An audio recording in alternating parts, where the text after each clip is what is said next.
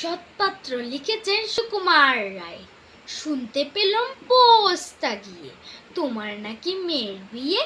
গঙ্গারামকে পাত্র পেলে জানতে চাও সে কেমন ছেলে।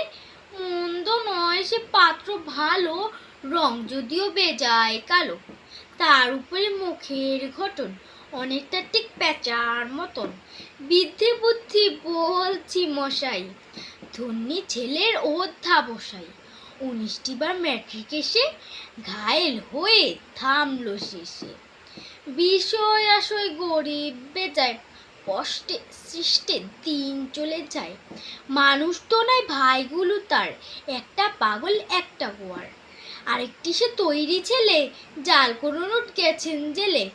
কনিষ্ঠটি তবলা বাজায়, যাত্রা দলে 5 টাকা পায়। গঙ্গারাম তো কেবল ভোগে পিনের জ্বর আর পাণ্ডরোগে।